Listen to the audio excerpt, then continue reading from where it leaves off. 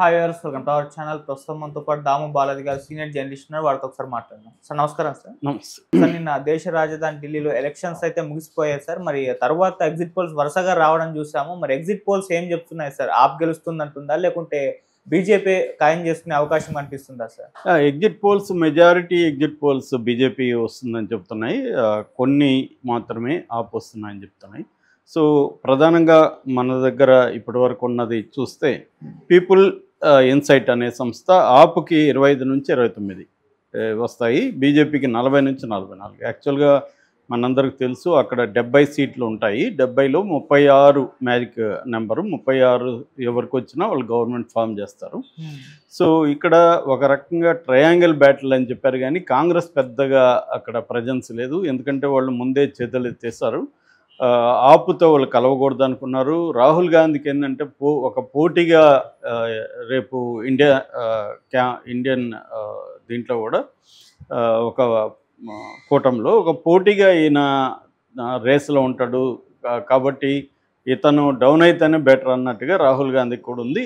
ఎవరు కేజ్రీవాల్. అందుకని కేజ్రీవాల్ని ఓడించాలనేదే రాహుల్ గాంధీకి కూడా ఉంది. కాబట్టి కేజ్రీవాల్తో కలవలేదు. నిజానికి కలుద్దామని కాంగ్రెస్లో పెద్దలు చాలామంది చెప్పినా కూడా కలిసి ఉంటే ఖచ్చితంగా కూటమికి విజయ అవకాశాలు ఎక్కువ ఉండేవి. బట్ ఇప్పుడు ఆప్ సపరేట్గా, కాంగ్రెస్ సపరేట్గా, బీజేపీ సపరేట్గా పోటీ చేయడం అనేది బీజేపీకి కలిసి వచ్చిందని చెప్తున్నారు. సో అలాగే people survey only KK survey మాత్రమే 39 వస్తాయి. కేకే సర్వే అంటే మన తెలుగు అబ్బాయి, మనకు అప్పట్లో అందరూ జగన్ ఎడ్జిలో అయినా జగన్ వస్తాడన్నప్పుడు క్లియర్గా కూటమి వస్తుందని చెప్పాడు. అలాగే మొన్న మహారాష్ట్రలో కూడా అతను చెప్పింది నిజమైంది.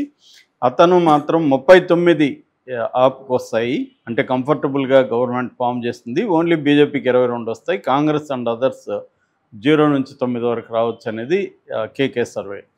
ఇక చాణక్య స్ట్రాటజీ కూడా ఆప్కి 25 నుంచి 28 మధ్యలో ఉంటుంది. బీజేపీకి 33 నుంచి 37 వస్తాయి.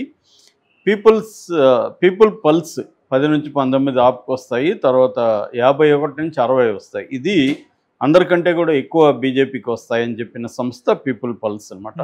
అట్లాగే టైమ్స్ నౌ 27-34 ఆప్కి వస్తాయి. బీజేపీకి 37-43. తర్వాత మ్యాట్రిజ్ 32-37 ఆప్కి వస్తాయి. 35-40. పీమార్క్ 21-31 ఆప్కి వస్తాయి. 39-49 బీజేపీకి వస్తాయి. జేవీసీ 20 నుంచి 31 ఆప్కి వస్తాయి. 39 నుంచి 45 బీజేపీకి వస్తాయి.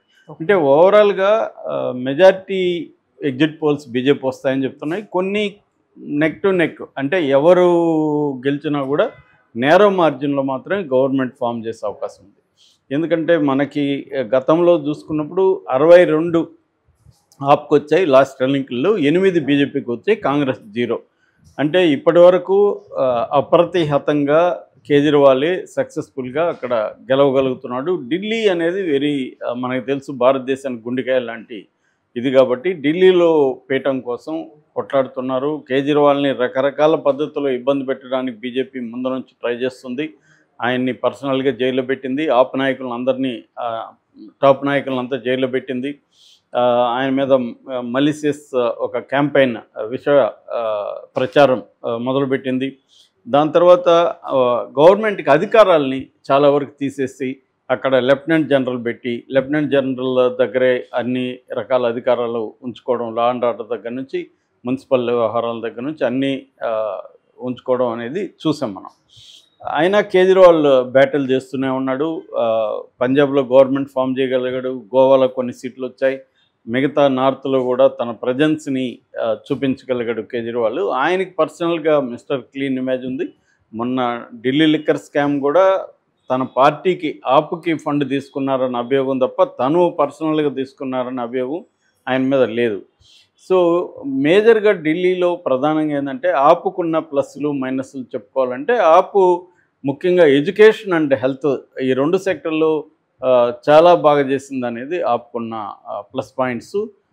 అట్లాగే ఫ్రీ పవర్, ఉచిత విద్యుత్ ఇవ్వడంలో కూడా ఇది ఉంది. అయితే మైనస్లు ఒకటి అధికార దుర్వినియోగం. ఆపులో అనేక మంది అధికారులు కావచ్చు, మంత్రులు కావచ్చు, అధికార దుర్వినియోగం పాల్పడుతున్నారని అట్లాగే అవినీతికి సంబంధించిన ఆరోపణలు కూడా ఆపులో ఉండే అనేక మంది మీద వచ్చాయి.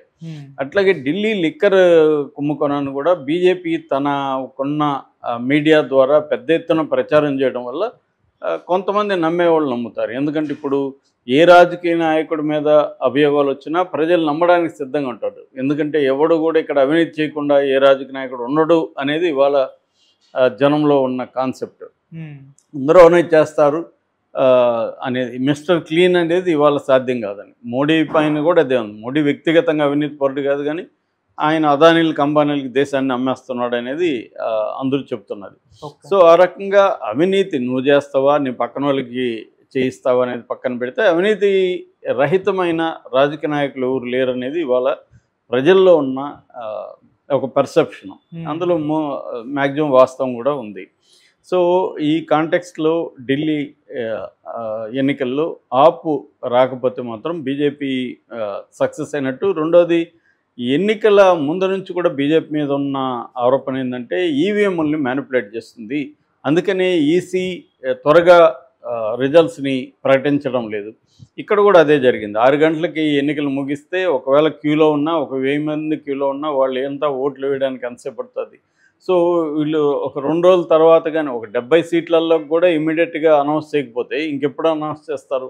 సో ఇది ఆరోపణలు ఆల్రెడీ ఉంది ఈసీ. ఎందుకంటే ఈసీ నియమించేది ఫైనల్గా మోడీనే కాబట్టి పేరుకి కమిటీ ఉంటుంది, కానీ అల్టిమేట్గా మోడీ అనుకున్న వాళ్ళే 2-3 ఈసీ అధికారులు ఉంటారు కాబట్టి ఫైనల్గా వాళ్ళు మోడీ కంట్రోల్ ఉంటారు, మోడీకి అనుకూలమైన నిర్ణయాలు తీసుకుంటారు. సో అది ఆరోపణలు ముందు నుంచి కూడా చేస్తున్నారు. అట్లాగే పెద్ద ఎత్తున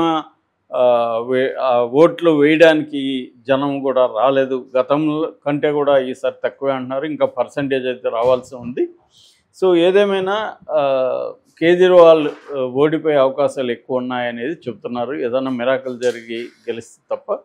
సో ఎవరు గెలిచినా మాత్రం టైట్ రోప్ ఇదే ఉంటుంది, విన్ అనేది ఉంటుంది.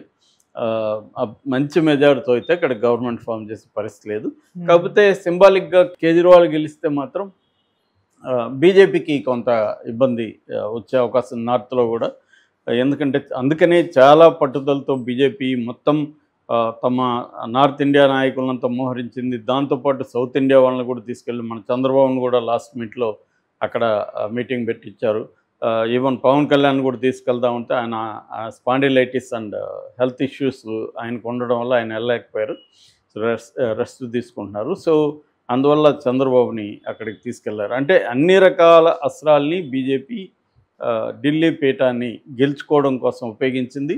ఇటు ప్రభుత్వ యంత్రాంగం దుర్వినియోగం కావచ్చు, ఇటు రాజకీయ నాయకుల్ని యోగి లాంటి వాళ్ళని అక్కడ మోహరించడం కావచ్చు, అట్లాగే ఒక విష ప్రచారాన్ని ఎప్పటి నుంచో కేజ్రీవాల్ మీద చేయడం కావచ్చు, కేజ్రీవాల్ అండ్ నాయకులు ప్రజల్లో తిరగకుండా జైళ్ళలో బంధించడం కావచ్చు, అనేక రకాల ఎత్తుగడల్ని బీజేపీ అక్కడ ట్రై చేసింది. సో దాని ఎత్తుగడలు ఫలించే అవకాశం ఉంది. అలా ఫలిస్తున్నప్పుడు ఏంటంటే ఒక బ్యాడ్ ఇదేంటంటే వీళ్ళు